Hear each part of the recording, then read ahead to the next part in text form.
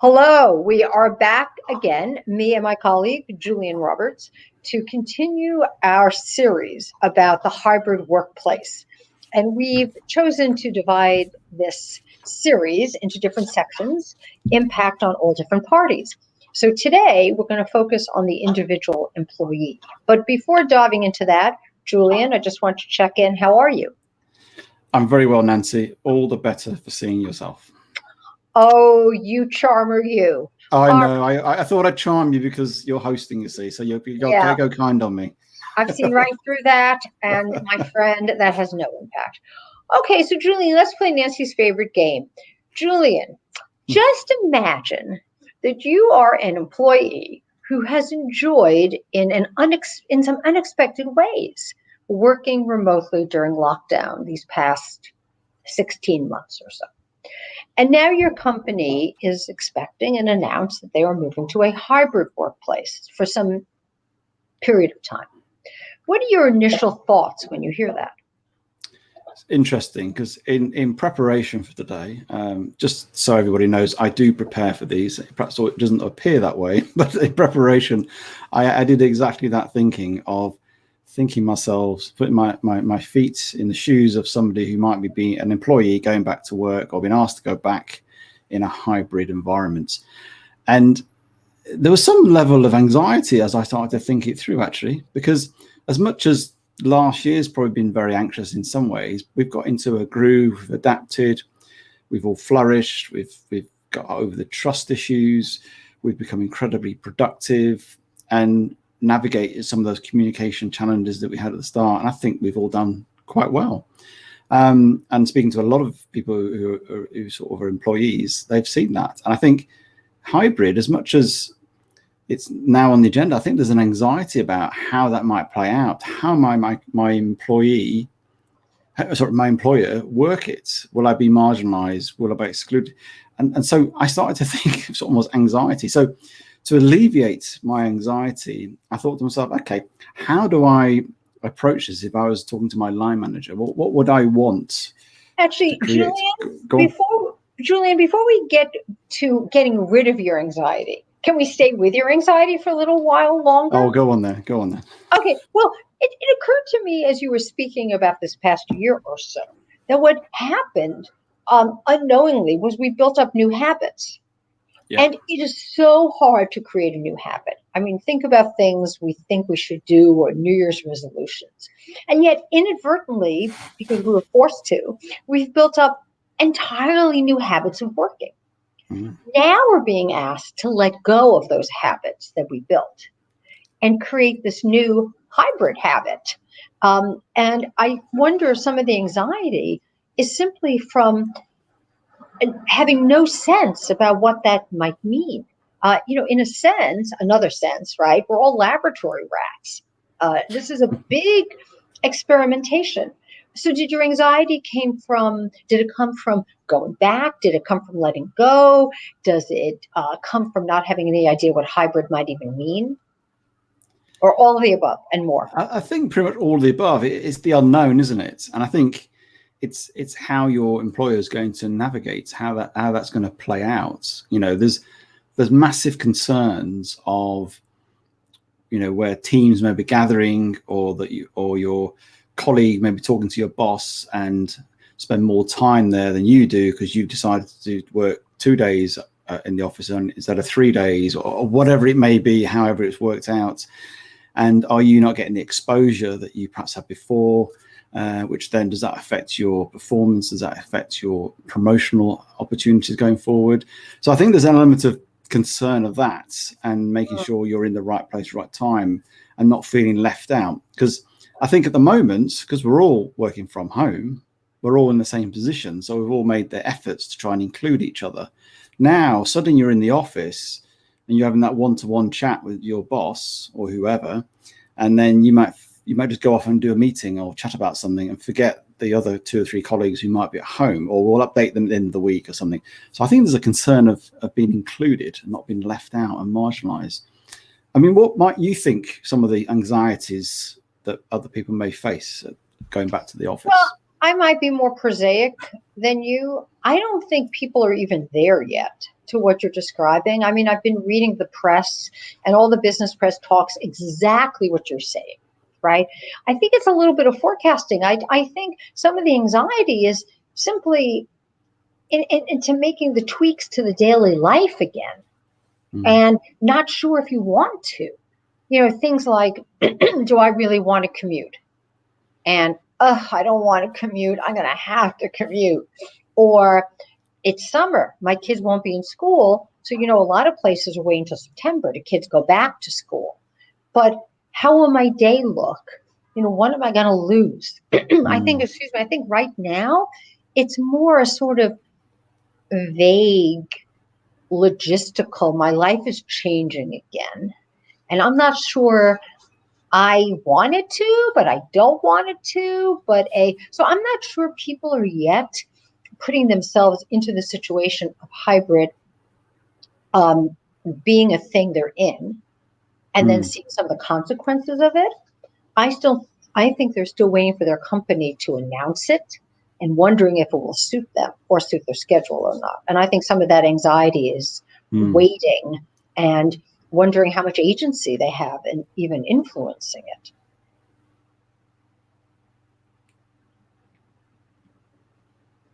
Yeah, no, and I think I've probably gone a bit further ahead, and I guess there's that massive change of routine, isn't it? So that whole suddenly gone from this getting up to your desk at whatever time, and now you've got an hour commute, etc., and the whole flexibility being at home with the kids or doctor's appointments or whatever it may be. There's this almost, I said it to you before on the call, with this, I think people have been liberated this year in a work context.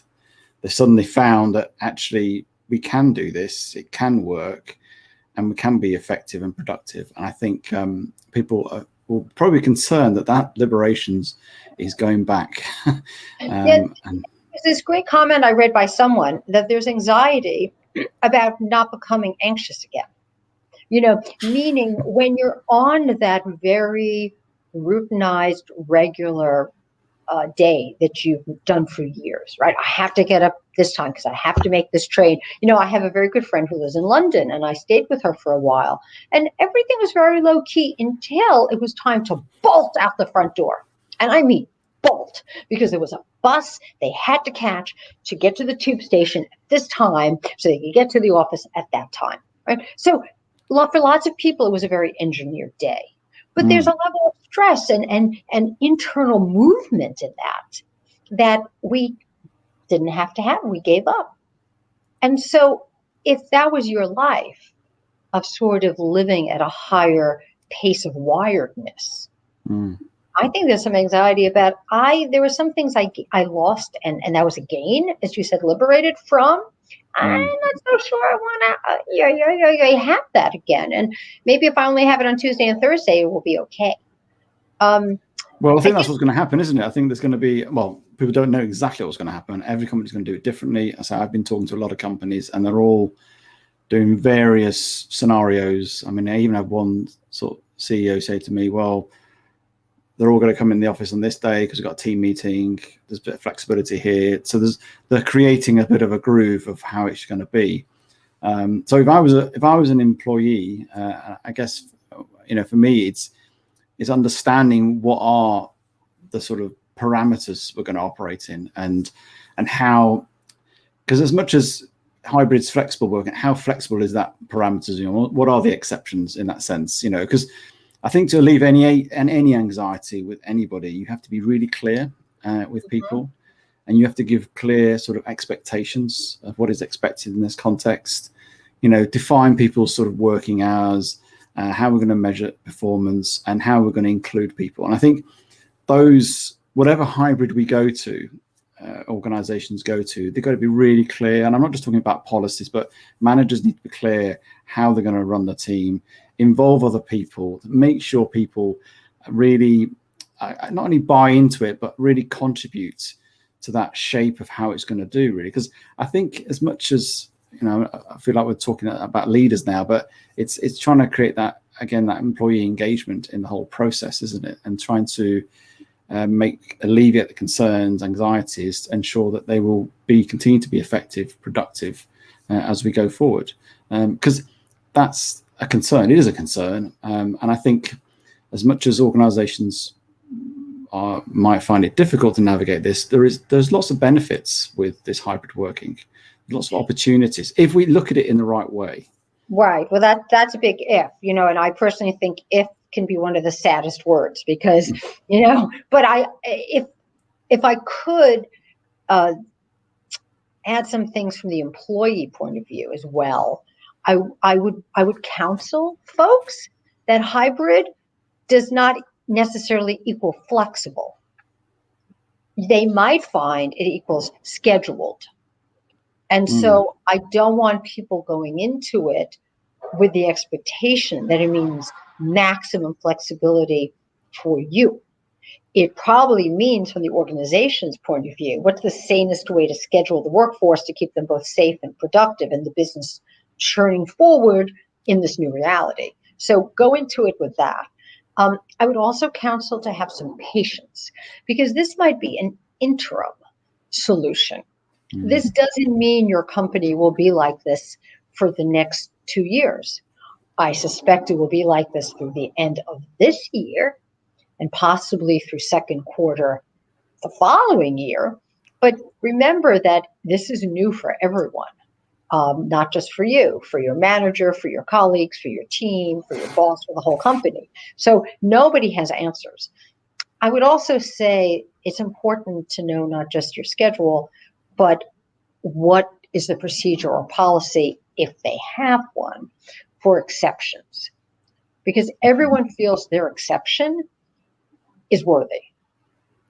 But you have to put that in the context of the company trying to manage that for every employee.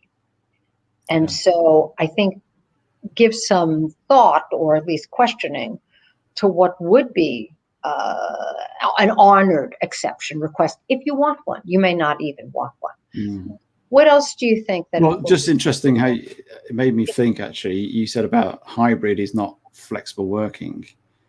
Not really. It is from the organization's point of view, but it may not be for the individual. Yeah, because as you say, that hybrid, maybe you need to be in 2 days a week, or you could choose. I mean, it all depends how they approach it, doesn't it? In terms of, it could be a flexible approach. We need to have, I don't know, a certain amount of employees covering, I don't know, client interactions on these days, and we need to sort of choose how that works, how we operate it. I guess that's what could happen, but I agree with you. It is a scheduled thing. So you might be in Tuesday, Wednesday, and that's it. Okay. Your favorite New York City cynic here would like to say that many of our listeners may remember the time, not that long ago, when open space was advertised as being done to serve collaboration and the free exchange of ideas, right? That's why we were going open space.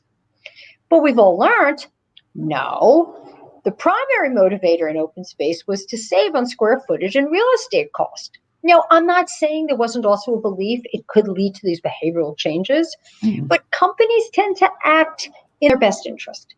Yeah. And so I get a little concerned that hybrid sounds great. Like, you can use gas or electric, that hybrid sounds like it has all this choice, but I'm not sure that's going to be the reality of hybrid. So now that I've made everybody really depressed, Julian, it's your job to cheer everyone up. Well, no, I think for me, and if I was leading an organization right now, it goes back to why are you doing hybrid? Why are you doing anything? It goes back to that core purpose piece. And anything we do, or anything we do in organizations, could be rooted in that purpose. And if it goes moves as close to that purpose, then let's just do it and embrace it. Don't just do it because, we can do it. That's not a reason to do something, because we can do it. And I think sometimes people get into that trap at the moment where, we've done this remote working, therefore we can do it. Well, that's not the reason to do it. The reason to do it, does it fulfill your role? Does it fulfill the company's priorities and ultimate purpose, and ultimately yourself? And I think that's the key thing for me, is getting back to that and ensuring that we are aligned in that way in any decisions we make. Because otherwise we'll just do it because it's the thing to do, or I feel forced to do it, and it could be a cost saving, whatever. But it goes back to get back to your purpose of your organization and what that matters. And if it's hybrid, if it's remote, if it's not that, then that's fine. Be brave. Well, sadly, we are at an end. So unhappily, we're at an end because I won't have time to douse that with another hefty outpouring of my, but I don't think so. So instead, we'll end on that cheery bye and look forward to seeing each other and all of you next week. Thank you, Julian. Absolutely. Yeah, thank you, Nancy.